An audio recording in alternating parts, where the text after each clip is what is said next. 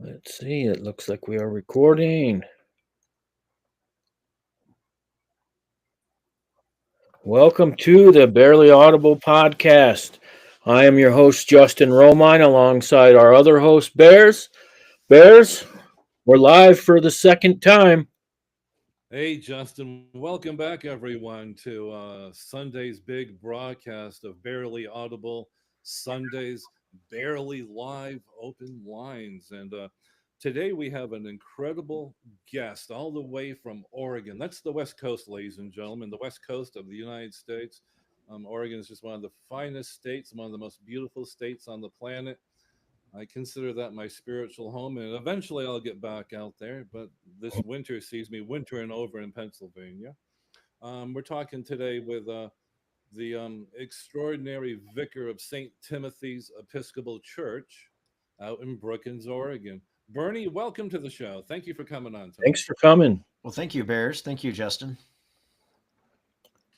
So, you are a vicar and a commercial fisherman. You fish crab, is that correct? Yeah, Dungeness Crab here out of Brookings, Oregon. And in fact, we're going fishing in the morning. I just let the crew know. Sadly, though, one of my guys is in jail tonight, so he's not going to be able to make it in the morning. Hmm. It's one of the occupational hazards we have is that oftentimes the crew end up getting picked up for previous indiscretions.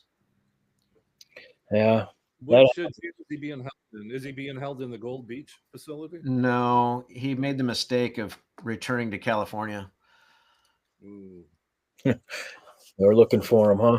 Yeah, Yeah. well, who knows why he got picked up, but he shouldn't have went back to California. He should have waited until he had everything resolved, but he thought he needed to go down there for some reason, and they picked him up, and so he's in some county jail down there somewhere. Is there anything you can do as a vicar? And since he's your employee, can you somehow intervene on his behalf, or is it just really out of your hands at this moment? Oh, it's completely out of my hands. I don't even know which county he's in. Hmm. What's the weather going to So, be like tomorrow?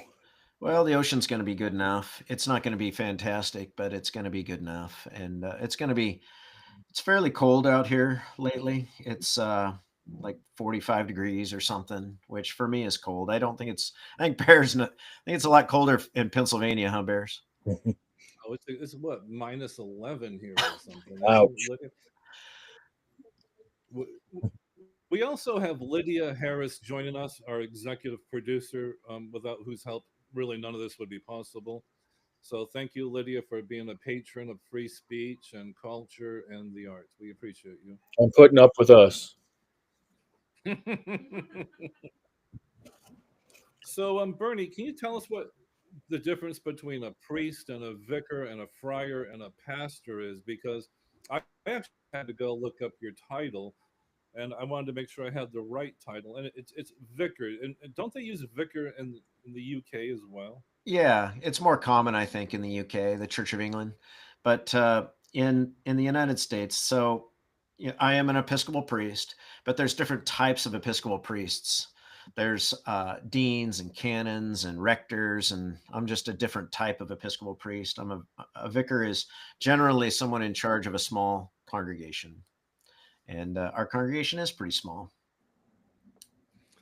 And Bernie, can you tell us how you found the congregation in Brookings? Like, what is it that led you back to Brookings, Oregon, folks? Well, I grew up at the congregation that I serve now is the same one that I grew up in as a child. I served as an acolyte in this congregation.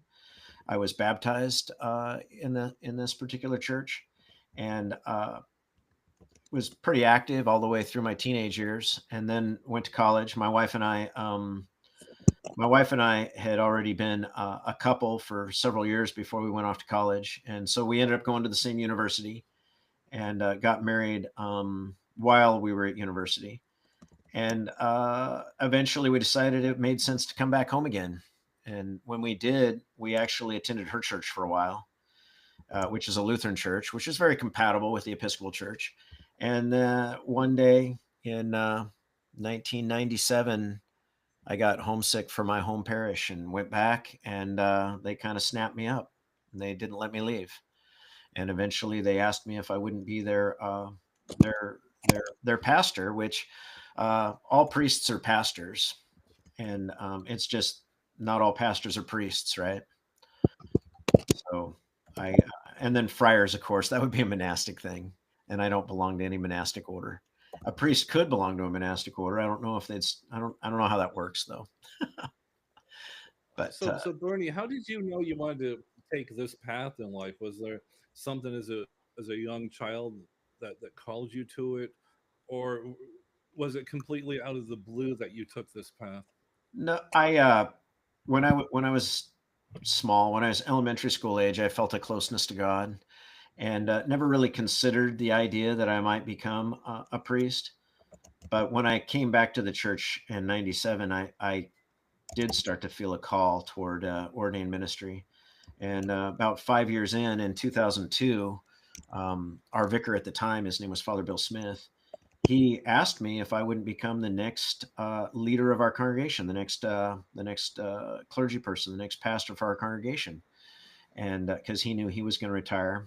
And I told him, you know, I don't really know how that can happen, but if you can convince me that it's possible, I'm willing. So I had the willingness first, and then so in 2008, I was ordained to the priesthood, and I've been serving as the vicar ever since in this parish. And I don't see any reason to change or move or go anywhere else. You know, some clergy folk like to keep it fresh by moving to a different parish every once in a while, but I don't see a need to do that. Can you So tell us some of the well, first of all, you're not like one of these leaders of $1 billion church. Number one, I would guess your budget to help people and for outreach is rather small in comparison. And ladies and gentlemen, Vicar Lindley is really an extraordinary individual, and I don't say that lightly about many people. I would like to say it about people. Perhaps I need to get out there, Bernie, and meet more people. But Vicar Lindley responds to his community's needs in such a loving, open, heartfelt way that it's extraordinary. It's on a whole new level. Bernie does what a lot of people give mouth service to. And Bernie, can you tell us some of the niches out there, Brookings, that you serve? yeah, so there's a lot of need in our community, and so people show up because they're short on rent or they're short on being able to pay their electric bill. And so we call it the Vicar's Discretionary Fund. It's our alms fund, money that we have available to for my use that I get to. I don't have to ask anybody permission before I write the checks. I get to discern how it's used without I don't have to go ask the church body, the church board or whatever. I can do it like in the moment. Somebody comes, I spend some time with them, getting to know what their situation is and get to know that person, and then write a check to whatever ability I'm able to, and that varies, of course, depending on a lot of circumstances. But if we were to look back through my checkbook, we would see that recently I did pay somebody's electric bill for like $350, and paid somebody's rent. Typically people live in RV parks when they're impoverished in our area, and so in an RV park, their space rent might be $525, or maybe oftentimes it's more than that. But I paid somebody's space rent recently. And but then we also have people that are unhoused. They're living in the rough. Maybe they live in their car, in which case we try to make sure they're legal by paying their by getting, like, maybe they're not legal right now, but we want to get them legal. So we'll pay for the registration at the Department of Motor Vehicles so that their car will be legal, and then we'll get them going on insurance so that they can be so that they don't have to like get into more trouble. Like driving around uninsured with the car not registered in your name with no driver's license is probably going to lead to a problem. Yeah. And so if we can get people legal, then maybe they can stay that way. And so that's our goal, so that they don't end up going backward and deeper into the hole. So we do that. And then we also provide sleeping bags and tents and tarps and warm clothing, stocking caps. Guy just today gave us a donation of some stocking caps that we're passing out. And then we do meals 4 days a week. Today is tamale day, so we had some, Nice. and I got to take some home. I got tamale on the countertop here. When we get done, I'm going to eat me a tamale. And so we have lots of different people that participate in our meal prep program, in our meal, we call it the community kitchens program in our soup kitchen. And I bet you there's 20, 30 people per month that have participated at some point during the month in our feeding ministry. And last month, for January, we fed, I just saw the numbers. It was 1,052 meals that we provided just Mm. for the month of January. And sometimes it'll be closer to 1,200. It depends on how our 4 days each month, each week fall. If there's if you end up with 5 Saturdays or 5 Sundays or 5 Mondays, then we're going to end up with maybe 17 days or that we feed as opposed to 14 days. So it averages Are, about 65, 70 people, sometimes 80 are per. these all are they reoccurring, Bernie? Yeah, Re mostly it's the same group of people, about half or a little more than half, or well, more than that probably. But some people, they get housed and then we don't see them ever again, which is a good thing, right? Yeah. About how many people do you normally see on a Sunday? Well, today we had more than most. Usually it's around 35, 40, but today we had 46. I happened to see the number. I don't pay attention to that, but the number was on the counter and I happened to notice. But I'm not counting anybody. There's other people who count. I'm not. We were talking about, we've been talking numbers just now. That's just for perspective.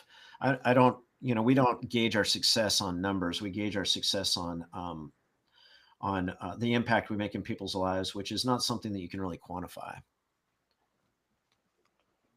What Some, what are some of I'm sorry, go ahead, Justin. I've I been was asking just a lot of saying, questions. sometimes you just really need to reach one person, right? It could make a huge difference because of the ripple effect, right? Say a family gets sober, gets housed. Say whoever it is that say the mom is, say it's a mom with 3 kids and she's having problems with addiction, and they're living in their car. If we can get that settled out, then that family is going to hopefully break the cycle of poverty, where the kids maybe are going to have a better opportunity to stay housed throughout the rest of their lives. So this is generational stuff, and certainly we don't get to see the end result, but we don't need to. We trust that it's all going to be for the better. Yeah. On weekdays we have our office hours, like the vicar's office hours, and during those office hours we have a thing called an advocacy team that meets, and there's 5 and this doesn't include me, but there's 5 different people who are on the payroll for our advocacy team. And what they do is they help people access services like get enrolled for Medicaid, help them to be able to. We go with people to the DMV, by the way. Like when we're gonna register somebody's car, we go with them to the DMV, Oh, great. because the DMV is not really a fun place to go navigate. I mean, there's a lot. We can all come up with lots of excuses why we don't want to go to the DMV, but if we have somebody going with us, it's going to be much easier and much more likely that we're going to have success at the DMV. Same thing's true with the Department of Human Services. If we're going to go, if we're sent, we'll go with somebody to go get food stamps at the Oregon Department of Human Services. They come to us. In fact, we have an eligibility team that will show up during our soup kitchen meals twice a month to help people get enrolled. Some of the other things that we do, so we're passing out supplies, but also we have a shower available. We have 2 showers available. 2 bathrooms. There's 4 bathrooms in the building, but the upstairs bathrooms have showers in them. And about 25 to 30 people will come in on any given Monday, Wednesday, or Friday to use a shower, so that they can get warmed up and get some coffee and maybe charge their phone or whatever, and sharing some fellowship. And we also have like cold cereal and things like that.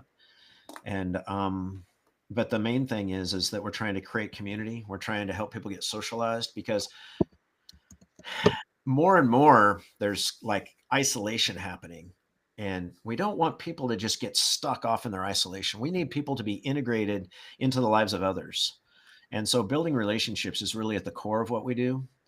But there's just on Friday, we had a gal come in that was, she was just living in the rough with nothing. She didn't have any supplies at all. She'd just blown into town. She grew up in Brookings and moved to Portland and Colorado and places unknown. Her life fell apart and she came back home because she has family here, but her family wasn't in a position where they could just move her into their homes.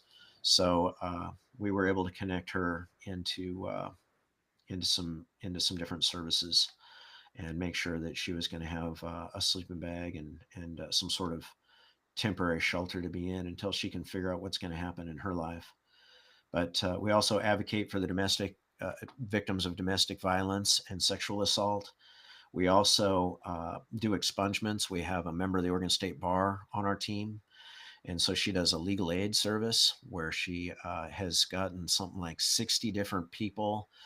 And the average number of expungements that a person needs is 4 to 6. So we've done something like 350 expungements over the course of calendar year 2024.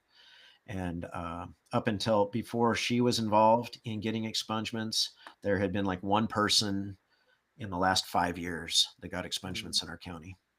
So she also is able to do eviction expungements. So somebody who maybe got evicted from a house and now they're not, and when they do the background check, that person's not going to be able to rent another house, and it also affects the Section 8 stuff. And so getting an expungement on an eviction is very important. There's also some know your rights type stuff because people don't want to, they don't want to get the attention of the police. And if they know what the rules are, they can follow the rules. A lot of our people can follow the rules as long as they know what they are. So it's important that we make sure that they know where they can be at night legally, safely. And so our legal advocate is able to give them that kind of information. And boy, it's pretty remarkable some of the things that we're able to do. And it didn't start out like that, it just grew into that. It started out with us getting birth certificates for people, and then it grew into getting driver's licenses. We've taught 2 different people how to drive so that they could legally get their driver's license.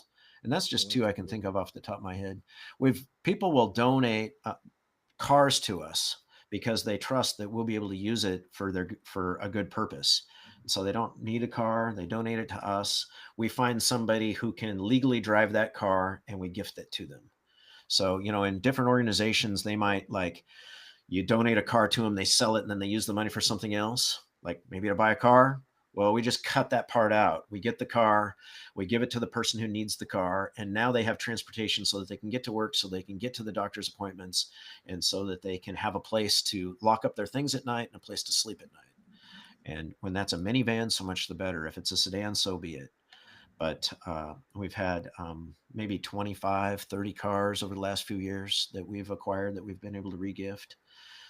We also, sometimes people will gift us travel trailers and motorhomes, and we're able to pass those along to people so that they can become housed. And we've had quite a bit of success with that, even recently. Sometimes it And involves a manufactured home, a single wide that we buy that's already Right. set up in a park. And that's happened at least twice. At least twice we've been able to acquire manufactured homes in parks, and people are successfully living in those now. And we want to be clear for the people listening out in the audience that you do not benefit financially, nor does the church benefit from these donations. No, because we don't sell them. We just pass them along. We're like what do you want to call that? We're a facilitator. Hmm. And Correct. by the way, we have a church budget and then we have our advocacy budget. They're separate. And I just get paid off of the church budget. When I talk about those 5 people that are paid on our advocacy team, it's because, and they're only part-time, they're working less than 20 hours a week. But I tell you what, they volunteer their time too. So they leverage that because they end up putting in 30 hours and more a week, even though they're only paid for like 15 or 12 or 20.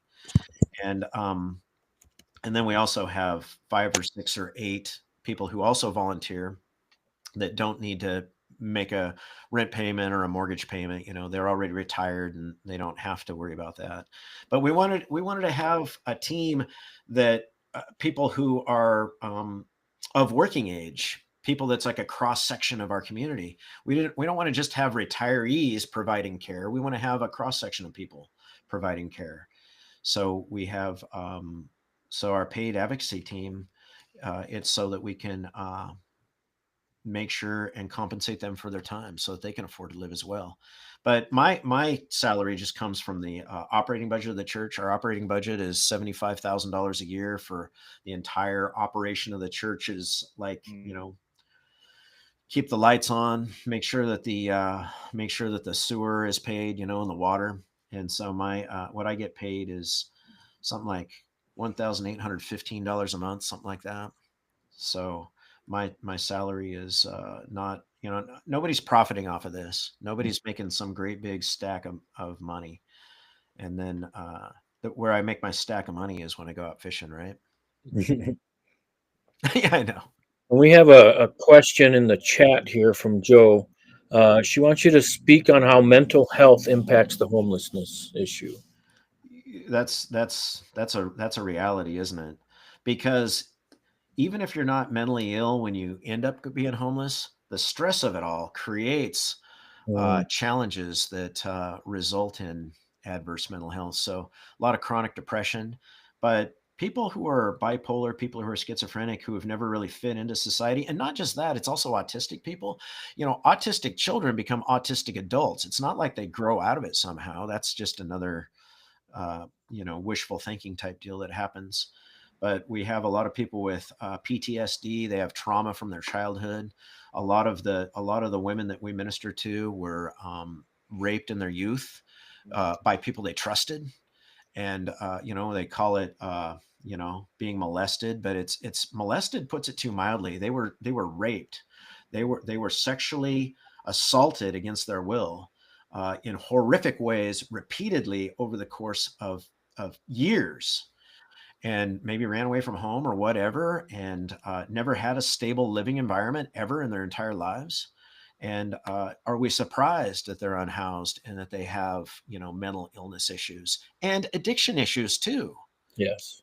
I mean, why are we surprised that society allows that to happen? That the people never get any justice, and then they end up with toxic relationships that happen as you know because they don't know any other way. And then they end up living in their car, or they end up living in the bushes. And we blame the victim, like somehow or another they chose that. They never chose any of it. They certainly didn't choose at the age of 7 to be raped by their uncle. Yeah. It makes me puke. So mental illness is real. And the problem that we have in our area is there's not a lot of mental health services.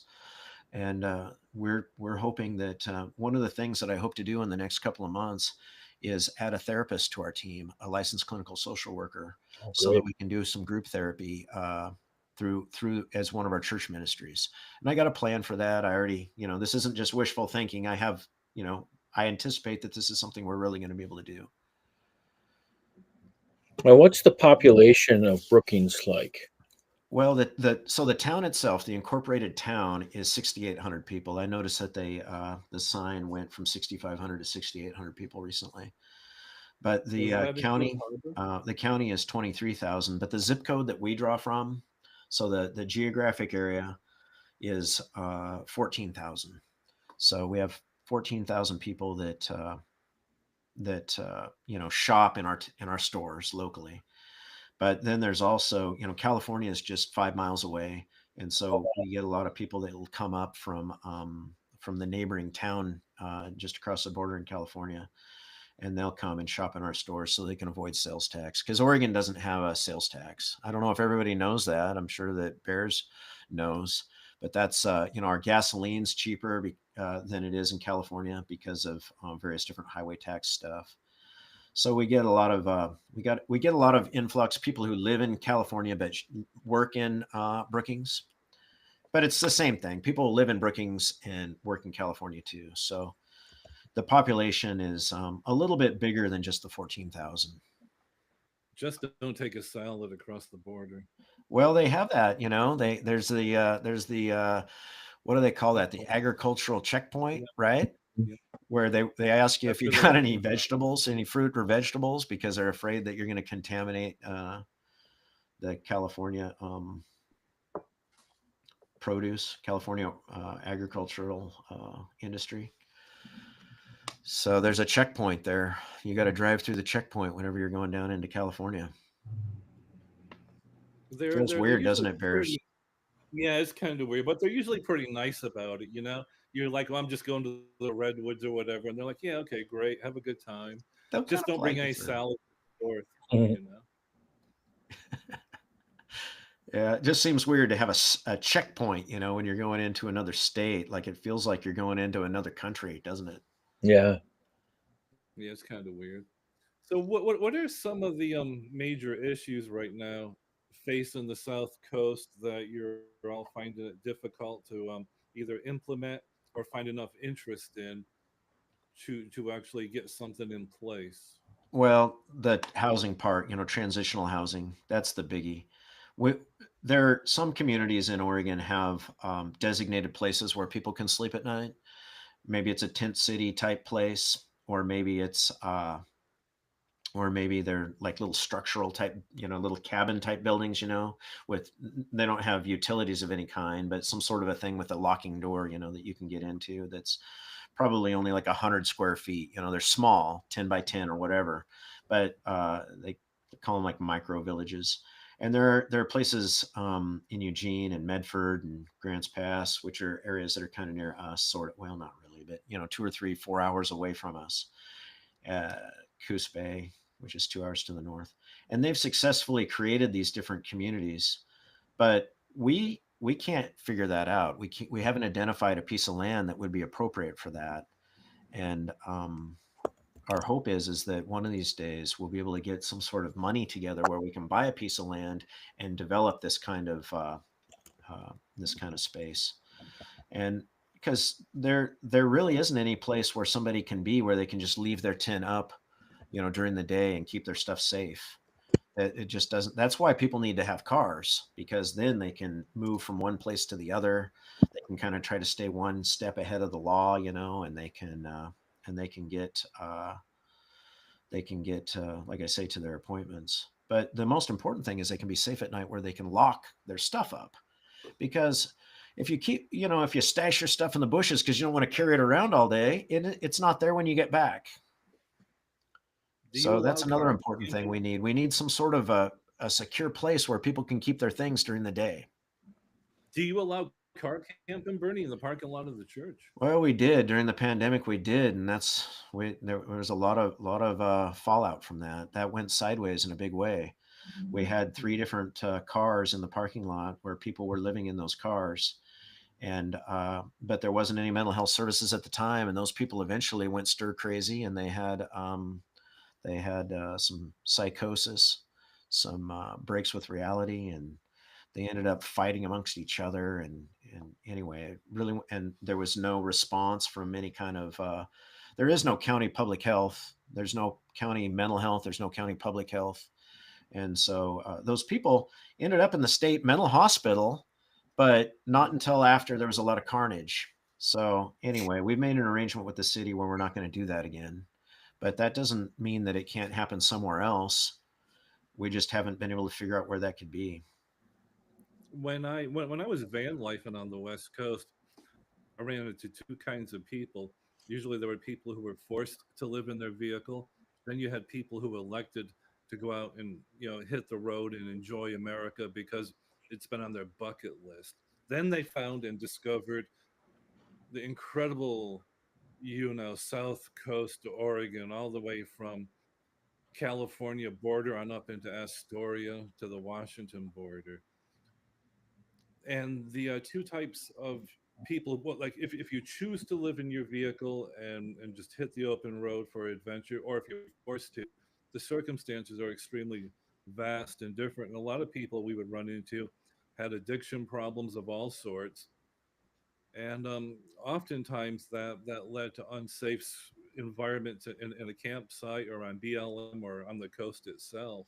Are you running into basically those two sort of categories still? Yeah, kind of. Certainly if somebody, like you said, there's some people that are they're seeing America, and they're they got the wandering bone going on, and they're traveling around. We don't make a distinction if somebody comes in and they're looking to avail themselves of our services. We don't care why they're there. All we care Mm. about is that they want to come in and participate in what we're doing. And so I've never made a distinction between somebody who is voluntarily living in their car and somebody who is stuck living in their car. But when it comes to the addiction thing, it's oftentimes when somebody gets housed, it turns out that they were drinking to excess because of their circumstances, and now that they're housed, their drinking has moderated or maybe even vanished. I had that happen with a guy who was on methamphetamine. That I think the main reason why he was using meth was maybe out of boredom, or maybe out of maybe to like numb himself or to feel different when he was sleeping in the rain, unsheltered. Mm. And now that he's housed, he doesn't use meth anymore. So, and when it comes to the mental illness part, if you're Mm. not getting the appropriate medication to treat your, like schizophrenia, for instance, if you're not getting the antipsychotics, you might think that you need to take some meth and because it'll make it better. And certainly we know that it doesn't make it better, but it seemed like a good choice at the time. It's obviously because they had limited choices at the time as well, I would imagine. That, and nobody wants, a lot of people don't want to get wired alone. So they'll say, hey, you know what, I got a little dope, you want to do it with me? Because everybody's Mm. looking for nobody really wants to be out there all by themselves. They want to, I don't know, one way to make friends is to share your dope with them, I guess. We have Bernie, are a there other? question from Joe. Yeah, go She's an ahead. RN, and after all these years, she has problems compartmentalizing neglected and abused children. How do you process and take care of your mental health when you see children who are suffering? Well, the certainly the children are especially difficult because they're so vulnerable. But all of our people are vulnerable, and it is heartbreaking. One of the things that I'm able to do, a lot of men can't cry. They can't express their emotion through the release of tears, and it turns out that that's very healthy to be able to. Tears are cleansing, and so I cry with people, and I might cry after the encounter that I've had with them, but I don't try to hide it. I'll go ahead and cry right. I'll cry in front of people. That's one way that I think is helpful to process that kind of powerlessness and that kind of grief. But another thing that I do is I like Bears was saying, I go up in the woods, and it's my mountain bike is actually electrified, so Nice. that it's. But I also have a gas powered dirt bike as well, and so I go up in the woods and spend time up there. But going fishing also, like tomorrow, fishing will be a distraction for me, and it's not recreational. We're doing it for a living, but it's still a change of pace. So doing that, and that's only in the wintertime months. We don't do that year round. So it gives me a bit of a diversion. But I'm a person of prayer, so I pray for the people that are struggling, and release them over the care of God, because you know there is one who has all power. That one's God. It's not me. And so, in the same way that God cares for me, I know that God cares for them. And if I release them to the care of God, then I release myself from feeling like I have to like be the one who has all the answers. I only have just a little bit. I just got a little piece of that puzzle. I just we're all links in the chain, and I kind of have to recognize that my part is only so big, and then there's all kinds of other people that have a role in it too. And I have to reassure myself that there's more people out there than just me to help with this. And then too, I have a really good relationship with my wife when it comes to this sort of thing. She helps keep me grounded, so I'm very grateful for that.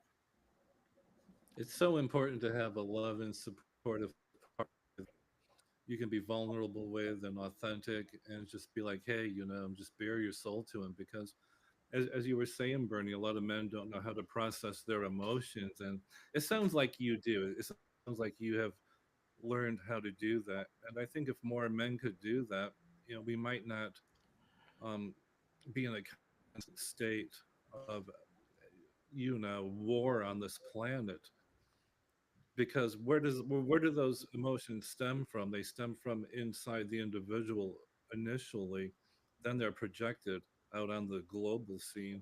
But if we can learn to be more vulnerable and discuss our needs, wants, and desires and fears, let's face it, we're all afraid of something. And once we transcend those fears, we can better relate to one another as people and to our partners and to the world at large, and even let that God energy, the Holy Spirit, through whatever you wish to call it or whatever you know it as, then we might not be in a constant state of emotional. When politicians and others like to push the emotional hot topic buttons, we might not respond like Pavlov's dogs and start barking at shadows that may or may not be real. We might not be led by the nose to hate a whole race of people we've never met in a nation we've never been to.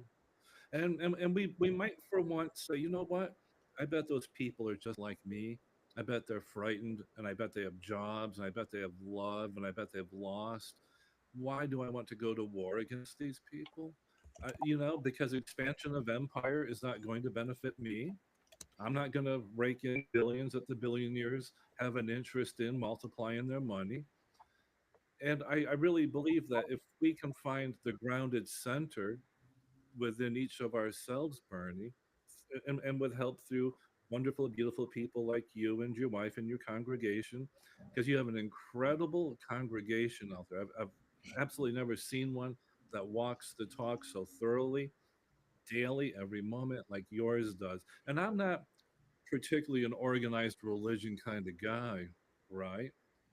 But I'm very impressed with your light and what it is you do to respond to alleviate suffering in the human condition. And I'll get off my soapbox now, but I just want to thank you for the authenticity part when it comes to us males, and if we can be more authentic, folks, it's not as though you're weak. You become stronger than you could ever imagine, because love is the most strongest source in existence. With love, all things are possible, Bernie. I could preach that. In fact, I did this morning. You know what, Bears? Scapegoating is that whole that be when you don't feel a sense of power within yourself, you can make yourself feel better if you can scapegoat the other person, blame them. If you can, and that's what racism comes from. That's what sexism comes from. That's what homophobia comes from. All that stuff is to figure out like to blame someone else for your own sense of inadequacy, so that you don't have to feel that way anymore. And we got to stand with the people who are being marginalized. We have to stand with the people who are fearful right now that they're going to be discriminated against and lose their jobs and end up suffering as a result of not what they did, but who they are. I was talking to a trans woman just this afternoon, just before I got on with you guys. I was talking to a trans woman, and she is remarkably brave, because I was asking her, like, how do you must be fearful right now that you're going to get scapegoated. And she said, I've been doing this I've been trans for a long time. She said, I know I'm comfortable with who I am, and I'm not going to let anybody take that from me. And I was impressed. Uh, some people are so much stronger than I ever hoped to be, because they've been forced into it, because of the hatred, the vitriol that's been put their way, just because of who they are and who they love. It really, really, that needs to change, and we're going in the wrong direction right now. Yes, we are. I had a trans housemate down in Virginia, and they're a behavioral therapist, and they're one of the strongest people that I ever met in my life, and one of the most beautiful people, well balanced, and man, I could talk to them about anything, and it was awesome. So I also feel that connection of wanting to protect and support differences and diversity as well, and we're stronger by the diversity, that we have in a culture and in a society. It doesn't make us weaker, and it shouldn't threaten any male or and anyone else for that matter. The mark of a true male, I believe, is one who can nurture and protect and love all variety and differences. We must seek to be strong in ourselves, folks, and not become so insecure that we allow anything else that's different than us to threaten us. Right, Bernie? Yeah, you there it is, right there, Bears. You and I are thinking along the same the synchronicity going on there. So, tell me, you and I have talked a lot about the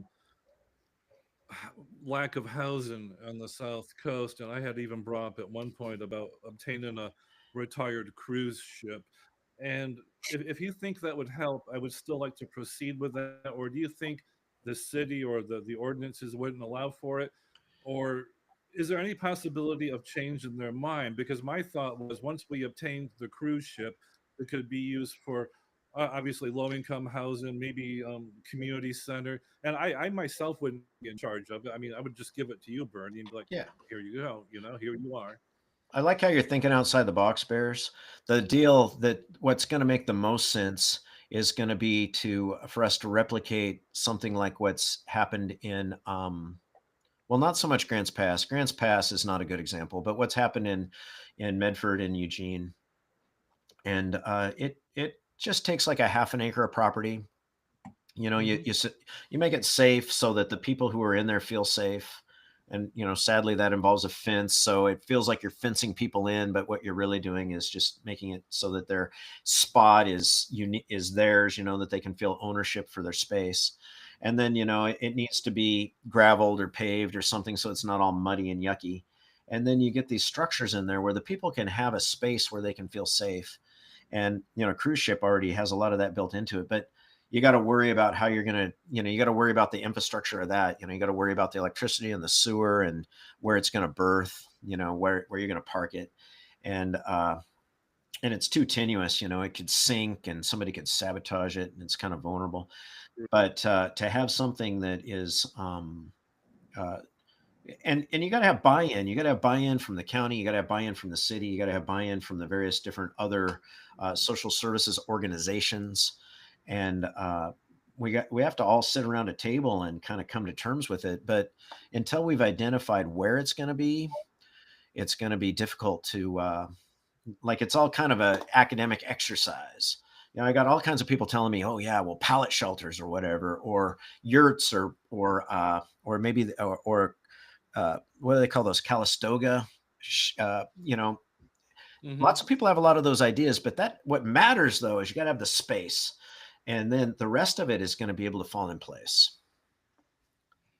If you do decide to go to the yurt option, I think my friends down in Floyd, Virginia, Blue Ridge Yurts, Sharon Morley, the head of the company, would probably be interested in talking to you. It's a all woman owned yurt manufacturing company. In fact, it's the oldest in the nation. So Yeah. there's one option. See, that's the Yeah, easy part though, huh, Bears?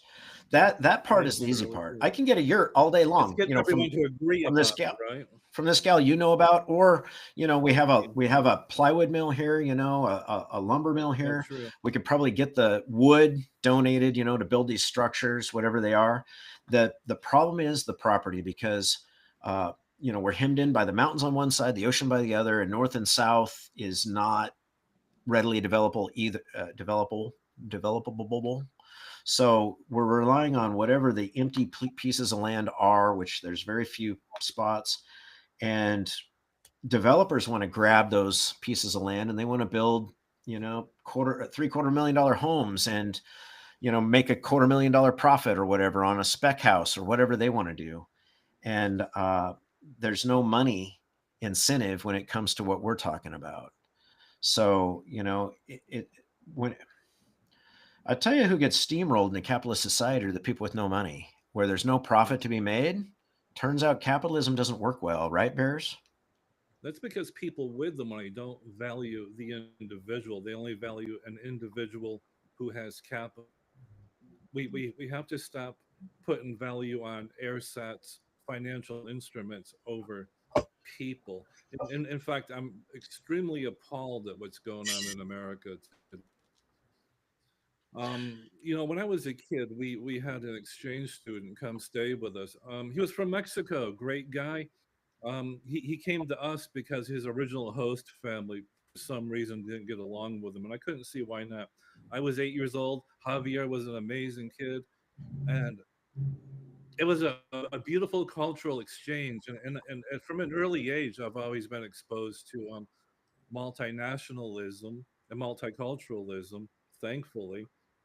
And I think one of the things we as humankind must do right now, this very moment, is decide that we're going to put people first over money or budget. Because as soon as you start to value money and budget, those people without anything that you value, well, you want to haul them off and send them back to wherever it is they came from. Well, guess what, folks? There's no one in this nation that was here when the Europeans arrived, except for American Indians, the indigenous people. I mean, thankfully, they didn't feel that. Well, they may have felt that way about us after a while. But when you have a nation that's founded on insurgency and violence, that goes back a long way, man, throughout the cultural fabric of this nation. And Bernie, is there any way to heal that except for doing it mindfully and consciously and individually these days? Well, for us, we have to do it one person at a time.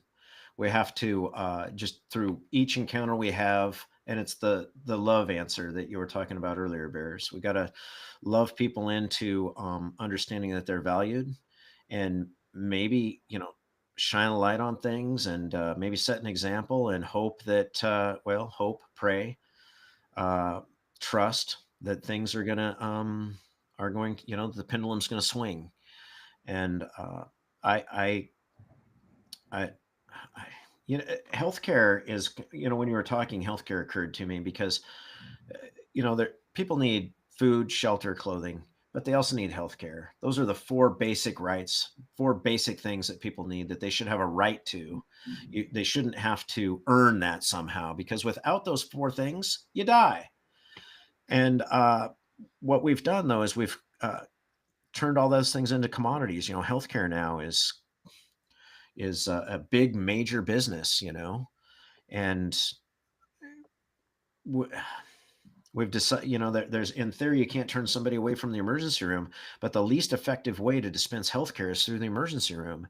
So Yeah. we actually, if we're gonna have to think in capitalistic terms, what we should recognize is that you save money by housing people. You actually save, because if they're incarcerated, it's going to cost you 5 times more per day to keep somebody incarcerated than it's going to cost to put them in my tiny village type stuff.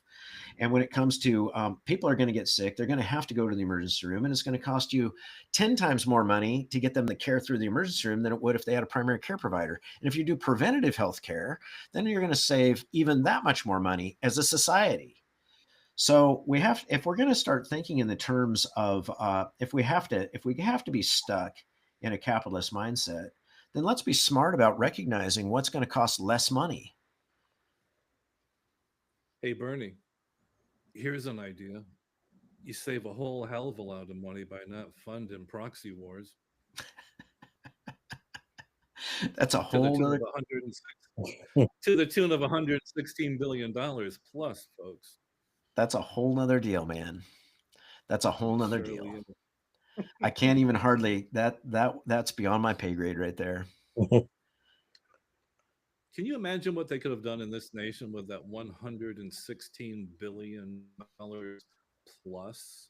How many people they could have given every American $10 million with plenty of money left over to put back in the treasury.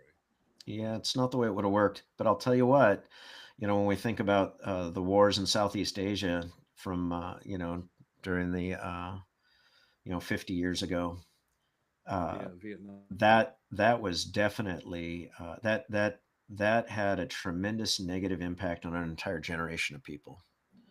And so I I don't know why we keep doing it over and over again, but it must seem like the right thing to do at the time. Can you imagine the mindset the French had just pulled out of Vietnam? Uh, because they realized that it was a no-win situation. And here comes America. Well, it looks like a really good deal over there, Billy Bob. I think we should go in and drop some napalm. They'll give us our musicians back home something to write about. I'll give birth to Bobby Dylan. they I mean, what is wrong with us, Bernie, that we can't? Are we addicted to war as a species, or are we addicted to having our emotional hot buttons pushed and wanting to be seen as being on the right side of every issue? And I, I would think the right side is pulling back, analyzing all the information, and maybe trying to seek a peaceful, nonviolent way. That I think that would make America great again. I think it's hard for us to figure out what those solutions look like. I think we have this great big military complex, and we figure we need to pull that car out of the garage once in a while and play with it. I mean, don't get me wrong, folks. I'm all about defending the nation and doing the right thing. I mean, we did the right thing in World War II, but in my humble opinion, that was the last time we did the right thing. Yeah, the war in Ukraine. You know, you have an obvious aggressor with Putin. Uh, you know, I don't have an answer for that. Do you think Putin and maybe he wasn't loved as a kid, or he has some trauma he's working out? It's Putin's kind of an interesting case. You know, he's a Christian. It turns out, he's a Russian Orthodox Christian. So I don't know what to do with it all. I think you actually do know what to do with it, Bernie. I don't take sides, and you just let love lead the way, and you lead by example.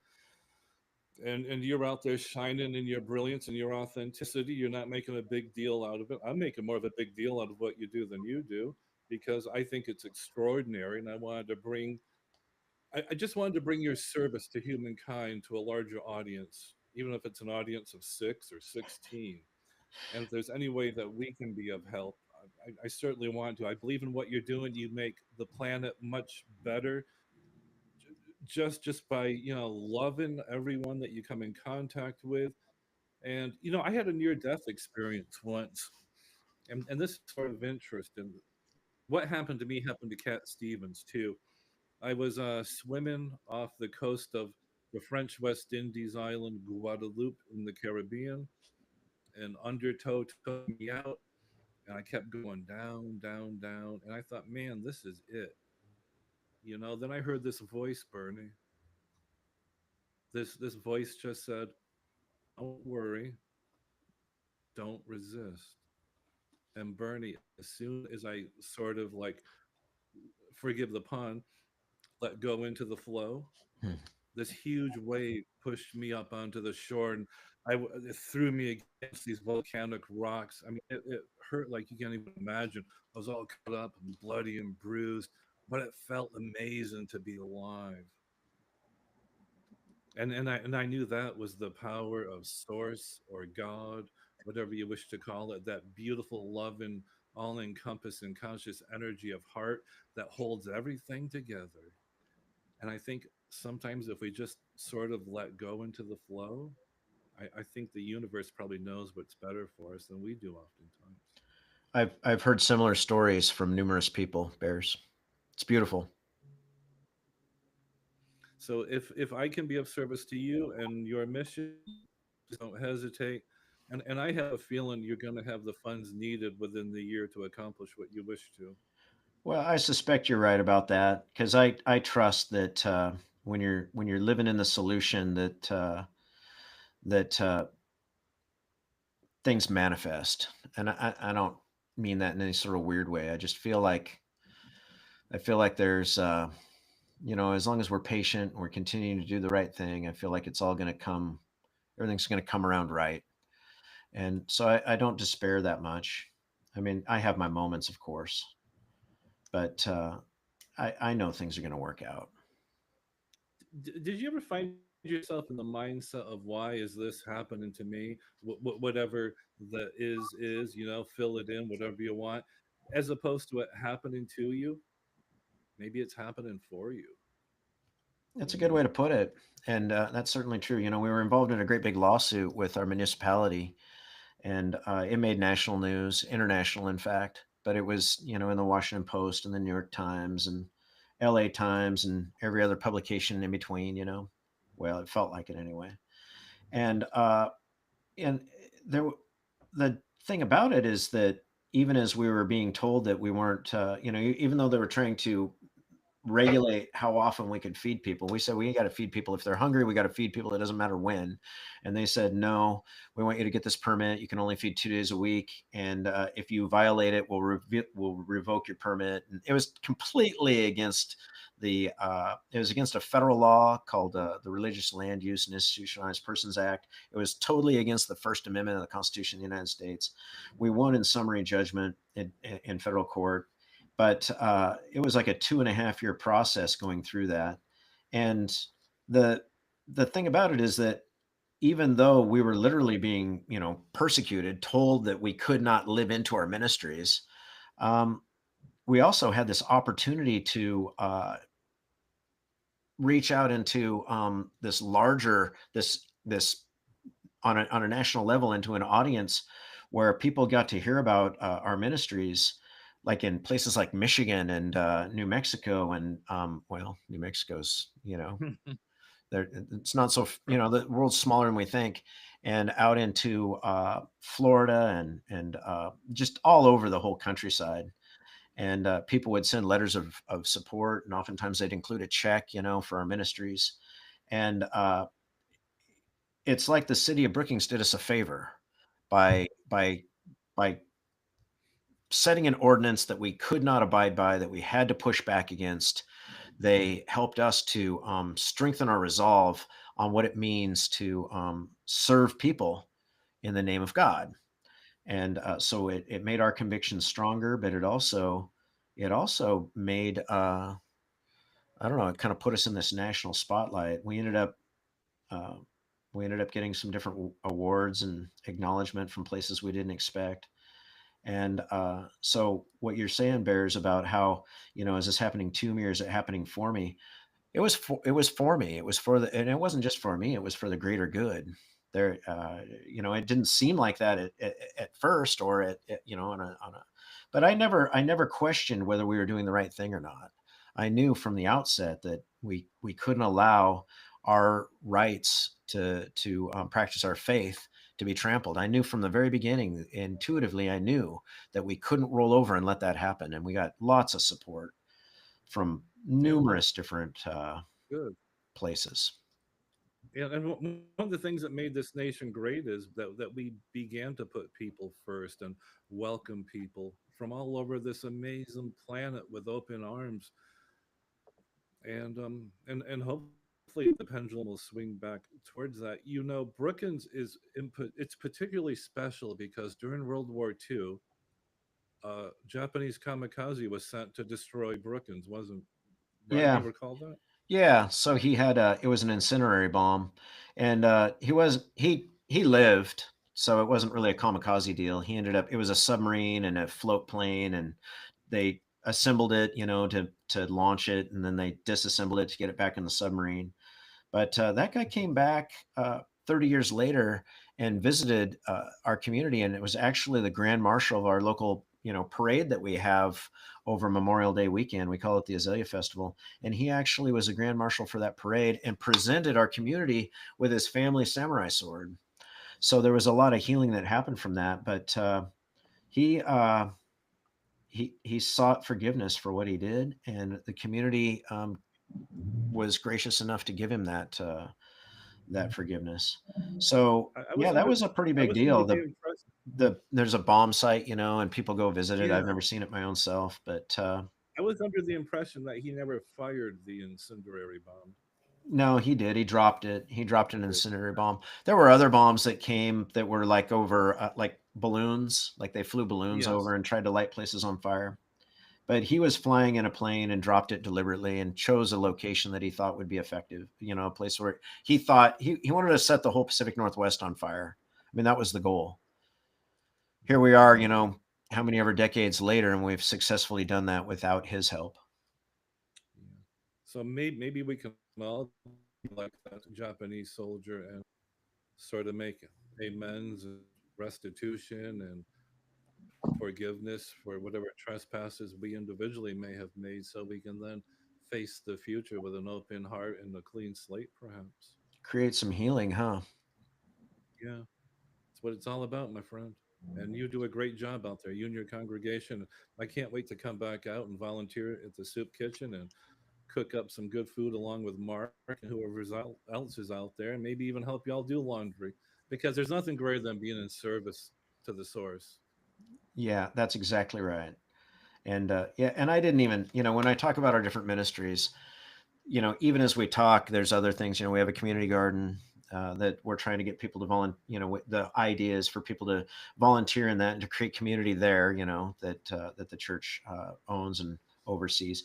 And then we have a laundry ministry where we make sure that people have clean clothes by letting them have access to a laundromat 1 day a week. And then we're giving people rides places so that they can, if they don't have transportation, they can get to various different appointments. So there's all these different things that we're able to do. And the reason why we're able to do it is because there's a whole group of people that are willing to uh, be vulnerable enough to risk loving others, because that's really what we're talking about. There's always a chance that something's going to go sideways, and oftentimes things do go sideways, but we still do it anyway. Now, Bernie, I have a question. Do does your ministry, are you guys eligible for funding like grants and stuff like that? Yeah, we get quite a few grants actually from various different places. Yeah. Great, that's good. Yeah. And mostly what they're for, are for like buying food for our soup kitchen or buying clothing for people, because we have a clothes closet. But when it comes to shoes in particular, used shoes never really work out that much. And there's so many different sizes that we need to go acquire shoes for people. So we'll go shopping with them perhaps, or on their behalf. And like in real time, like they need shoes, we go and we get them and we bring them back. I got some prescription glasses for a young kid just recently.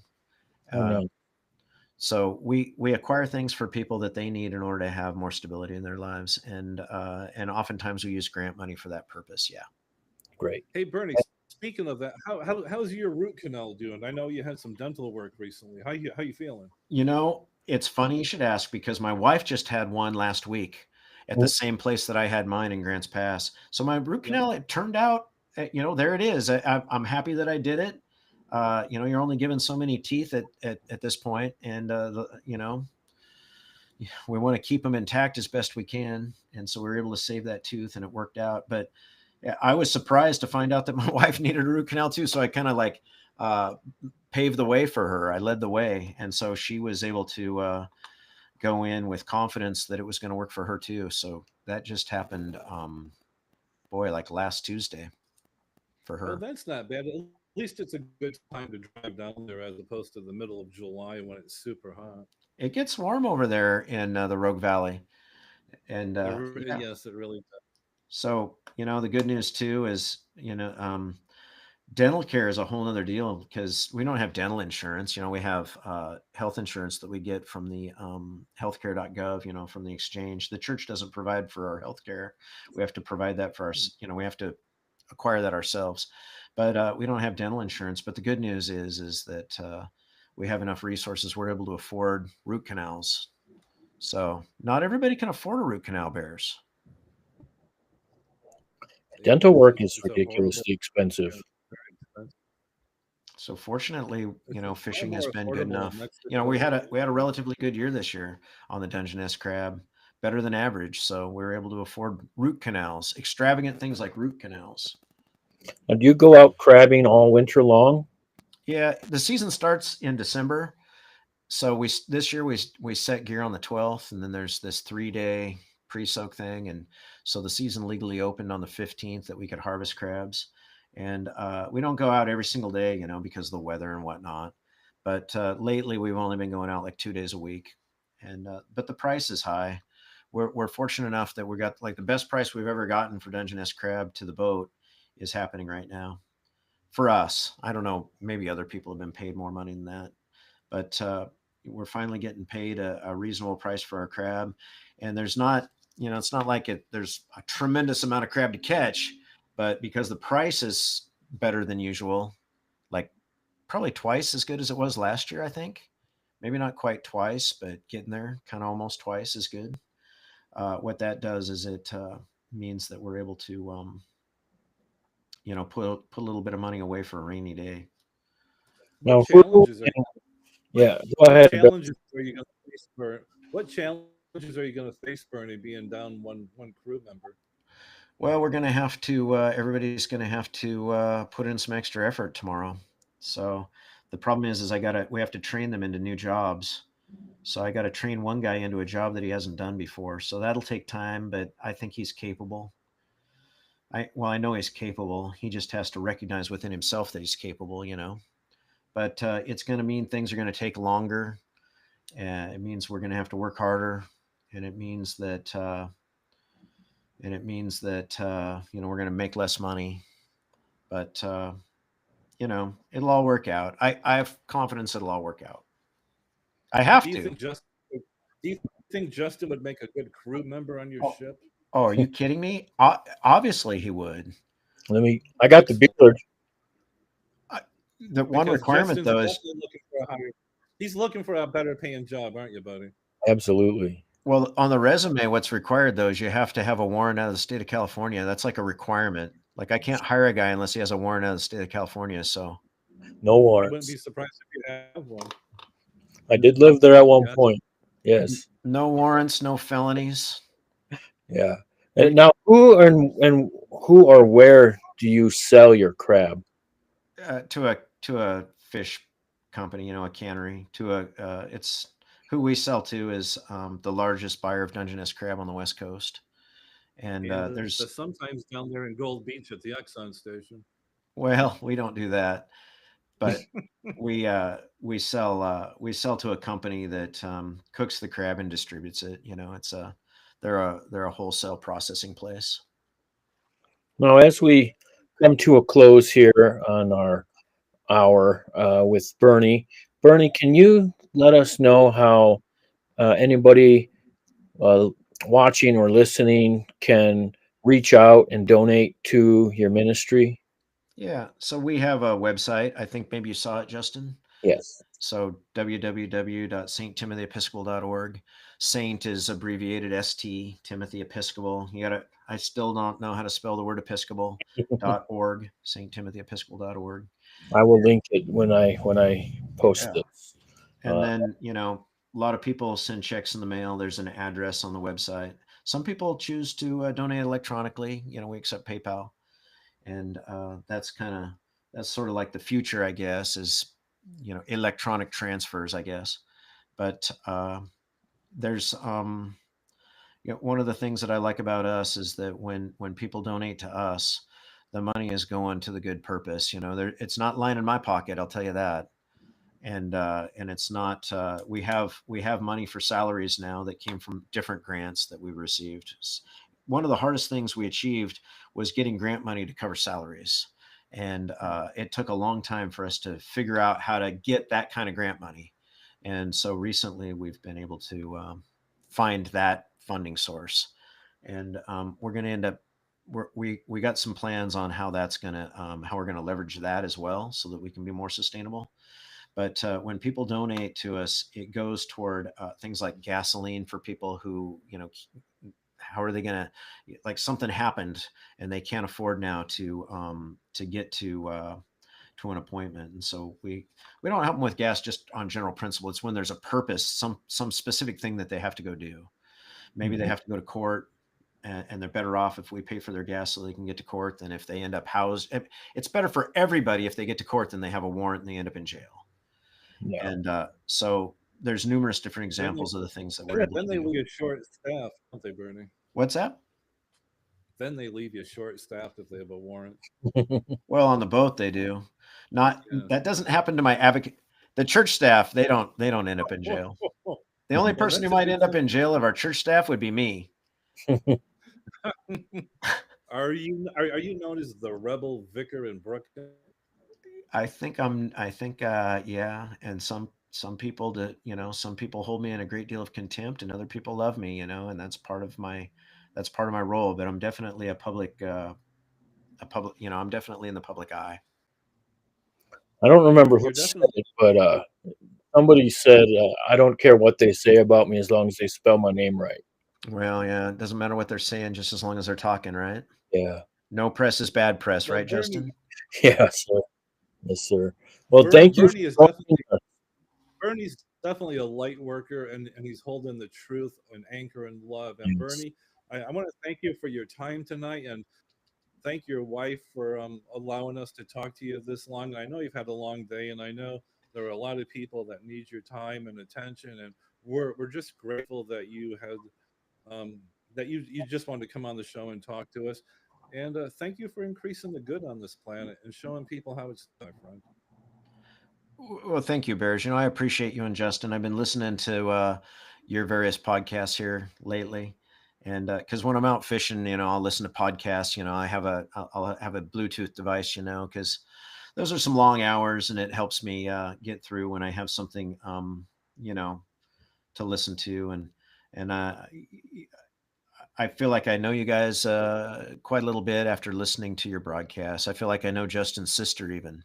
Yes, the travel hacker. Well, thanks for joining us, Bernie. It's been a great conversation with you, and thank you for shedding light on everything that you guys do with your ministry and your time on your boat.